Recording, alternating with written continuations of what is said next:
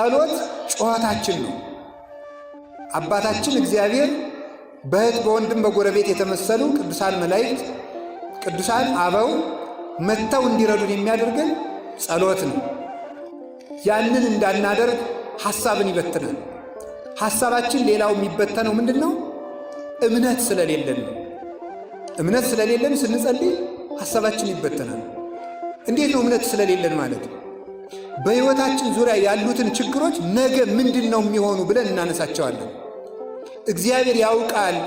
ከገሌ ጋር ተጣልቻለሁ፣ ምንድን ነው የምሆነው? እኔ መጨረሻዬ ምንድን ነው? የምኖረው የት ሀገር ነው? መጨረሻ የሚደመደመው በምን አይነት ሥራ ነው? ከማን ጋር ነው የምኖረው? እንዲህ ያለውን ችግሬን የምፈታው በምንድን ነው? በማለት ሆን ብሎ ጸሎታችን ላይ የሕይወታችንን የዛሬና የወደፊት ነገሮችን እያስታወሰ ያለፈ የኃጢአት ታሪካችን እየዘረዘረ በጸሎት ጊዜ ላይ ሐሳባችን እንዲበተን ያደርጋል። ለዚህ መፍትሄው ማመን ነው። እምነቱም እንዲህ የሚል ነው፣ እግዚአብሔር ያስብልኛል። ግድፍ ላይ ለእግዚአብሔር ሕሊናከ ወውቱ ይሴሰከ፣ ሕሊናህን በእግዚአብሔር ላይ ጣል፣ እርሱም ይመግብሃል። እሱ ስለ እናንተ ያስባልና የሚያስጨንቃችሁን ነገር በእርሱ ላይ ጣሉት። ባለቤቱም መኑ እምኔክሙ በተክዞ ዘይክል ወስቆ አሐደ እመተ በዲበ ቆሙ፣ ከእናንተ መካከል ተጨንቆ በቁመቱ ላይ አንድ ክንድ መጨመር የሚቻለው ማን ነው? ስለዚህ እላችኋለሁ አትጨነቁ።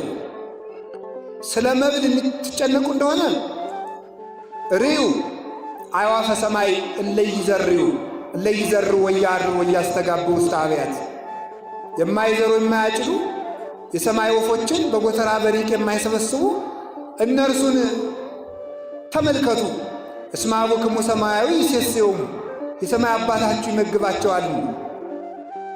ስለዚህ እናንተም ስለምን ለምን ትጨነቃላችሁ? አኮኑ ነፍስ ታጽእ እምሴሲት ወሥጋኒ ማራዝ፣ ነፍስ ደም እስካለ ድረስ ትኖራለች። ደም ከደረቀ ነፍስ ይወጣል። ነፍስ እንድትኖር ደም ያስፈልጋል። ደም እንዲኖር ምግብ ያስፈልጋል። ለነፍስ የሚረባትን ምግብ ከመስጠትማ ነፍስን መፍጠር አይበልጥምን? ወሥጋኒ ማራዝ፣ ለሥጋ የሚገባውን ልብስ ከመስጠትማ ሥጋን ካፈር አንስቶ መፍጠር አይበልጥምን? ስለዚህ እናንተ እምነት የጎደላችሁ ስለምን ትጨነቃላችሁ?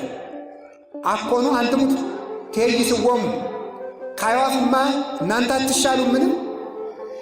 አንድም እስራኤል ዘሥጋን ተመልከቷቸው።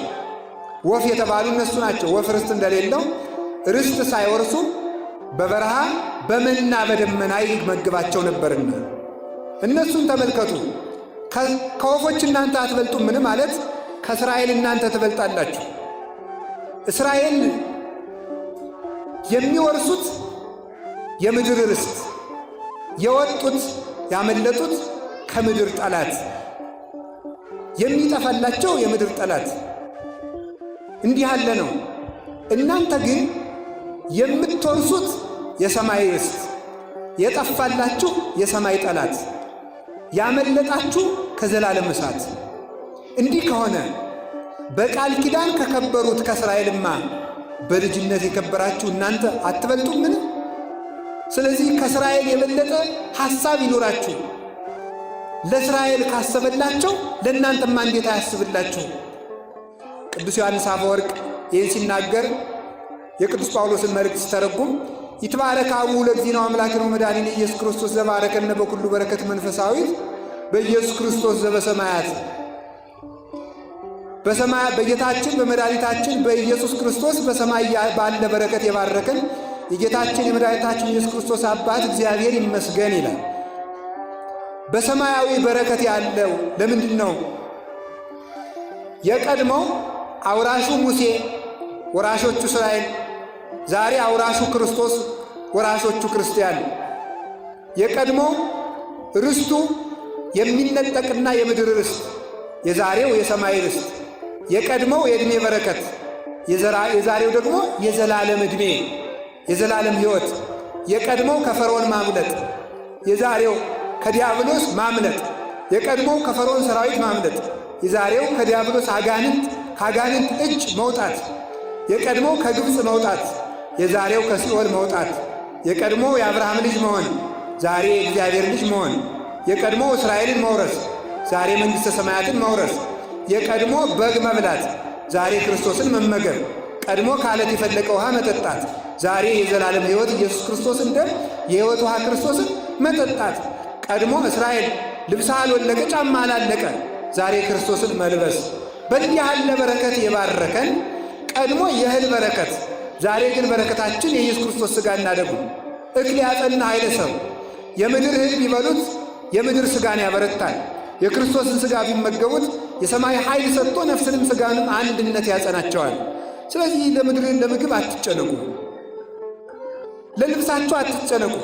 ወበይንተ አራዝኒ ምንተ ትብሉ ርዩ ጽጌሃተ ገዳም ዘከመ ይልህቁ። የምድረ በዳ አበቦች እንደምን እንደሚያድጉ ተመልከቷቸው። ሰሎሞን ጥቀ በኩሉ መኃይሊሁ ኢለብሰ ከመ አሐዱ ሁሉ። ሰሎሞን እንኳን በዚያ ባለጸግነቱ ከአበቦች እንዳንዱ አድርጎ አልለበሰም። ማለት የአበባ ምንጣፍ ቢያስነጥፍ አበቦችን አይቶ ነው። አበቦች ግን ከባሕርያቸው አንቅተው ይለብሳሉ። ወናሁ ጽጌ ገዳም ዘዮም ሃሎ ዘከመ ያለብሶ እግዚአብሔር። ነገ በሳት የሚቃጠለውን አበባ እግዚአብሔር እንዲህ በጌጥ በመዓዛ የሚያስጌጠው ከሆነ ኦ ሕጹፃን ሃይማኖት እፎኪያክሙ፣ እናንተ እምነት የጎደላችሁ እናንተንማ እንዴት አያላብሳችሁ? ስለዚህ ስለምን ለልብስ ትጨነቃላችሁ? አንድም ነገ በገሃነም የሚቃጠለውን አረሚ አሕዛብ እግዚአብሔር እንዲህ የሚመግበው ከሆነ እናንተንማ እንዴት አይመግባችሁ? ስለዚህ አላቸው ወበይንተ ዝብለክሙ የተተክዙን ዘትብሉ። ስለዚህ እላችኋለሁ እንዲህ እያላችሁ አትጨነቁ። ምንተ ንበልዕ ወምንተ ንሰቲ ወምንተ ንትከደን፣ ምን እንበላለን፣ ምን እንጠጣለን፣ ምን እንለብሳለን አትብሉ አትበሉ። ወዘንተሰ ኩሉ አሕዛበ ምድር ዘአፋ ያሐስስዎ፣ እንዲህ ያለውን ጸሎትስ አሕዛብም ይጸልዩታል። አንትሙሰ መቅድመ ኩሉ ህሱ መንግሥቶ ወጽድቆ፣ እናንተ ከሁሉ አስቀድማችሁ ጽድቁን ፈልጉ። ወኩሉ ይትወሰከክሙ፣ ሌላው ይጨመረላችኋል አለ። ሌላው ዳረጎት ነውና በጽድቅ ላይ የምድር ሀብት ይጨመረላችኋል ማለት ነው። ሊቁ ቅዱስ ዮሐንስ አፈወርቅ ይህንን ሲተረጉም ምን አለ? ንሕነሰ ወለጥነ ሥርዓቶ ለእግዚአብሔር፣ እኛ የእግዚአብሔርን ሥርዓት የእግዚአብሔርን ሕግ አገላበጥ ነው አለ። እሱ አስቀድማችሁ ጽድቁን ፈልጉና የምድሩን እጨምርላችኋለሁ ብሎ ነበረ። እኛ ግን መጀመሪያ የምድሩን ኋላ ጽድቁን ስለምንፈልግ ወበይንተ ዝንረክብ ለዛቲ ወይልንታክቲ፣ በዚህ ምክንያት እኛ የሰማዩንም አናገኝም የምድሩንም አናገኝም ብሎ ይነገራል። ስለዚህ ስለምንም ነገር አትጨነቁ። የሚገሉ ሰዎች ያስፈራሯችሁ እንደሆነ ደግሞ እንዲህ ብላችሁ አስሙ። ኢትፍርህዎሙ ለእለ ይቀትሉ ሥጋክሙ ወለነፍስክሙ እሰይክሉ ቀቲሎታ። ሥጋችሁን የሚገሉትን አትፍሩ፣ ነፍሳችሁን መግደል አይቻላቸውምና። ወባሕቱ ፍርህዎሰ ለዘቦ ሥልጣን ከመ ይግል ቀቲለ ሥጋሂ ወነፍሰሂ ህቡረ በውስተ ገሃነም። ነፍስንም ሥጋንም አንድ አድርጎ በገሃነም መቅጣት የሚቻለውን እርሱን ፍሩት። በሥጋችሁን የሚገሉትን ግን አትፍሯቸው። አንድ ቀን ቢገሏችሁ ሁልጊዜ አይገሏችሁም። በሥጋ ቢገሏችሁ በነፍስ አይገሏችሁም። በምድር ቢገሏችሁ በሰማይ አይገሏችሁምና እንዲህ ያለውንም ቢሆን አትፍሩ። ሞቶ የቀረ ክርስቶስ አለን? የለም፣ እሱ ተነስቷል። ክርስቶስ ሞቶ እንዳልቀረ ክርስቲያኑ ሞቶ አይቀርም። ሞት ወደ ክርስቶስ የምንሄድበት መንገድ ሆኖ ተለውጧል በክርስቶስ ሞት። አሁን ሞት ለክርስቲያን መንገዱ እንጂ መፍሪያው አይደለም። ስለዚህ አትጨነቁ። ጭንቀት ጸሎትን ያስተጓጉላል፣ እምነት መጉደል ነው እንዲህ ያለው ነገር። ስለ ሁሉም ነገር እግዚአብሔር ያስብልኛል በሉ። እስኪ ሁላችሁ እግዚአብሔር ያስብልኛል በሉ። ማን ያስብልኛል? እግዚአብሔር ያስብልኛል ካላችሁ ልባችሁ ይሰበሰባል። ሌላው ለሚጨምርላችሁ ነገር ደግሞ ምንድን ነው? የምንጸልዩን ነገር መስማት ነው። በጸሎት ጊዜ መሳተፍ ያለባቸው አካላት አሉ። ምንም ናቸው? እግር ይሳተፋል፣ እጅ ይሳተፋል፣ ዓይን ይሳተፋል። ከዚያስ ደግሞ ምንድን ነው? ጆሮ ይሳተፋል። ጆሮ ሲሳተፍ ልብ ይሳተፋል። ልብ ከታሰረ ደግሞ ከዚህ በኋላ ሁሉም ነገር የተሰበሰበ ይሆናል። ይህን እኮ ጌታችን መድኃኒታችን ኢየሱስ ክርስቶስ ዓይን ብታሰናክልህ ከአንተ አውጥተህ ጣላት፣ እጅ ብታሰናክልህ ከአንተ ቆርጠህ ጣላት፣ እግር ብታሰናክልህ ከአንተ ቆርጠህ ጣላት። ምን ማለቱ ይሆን?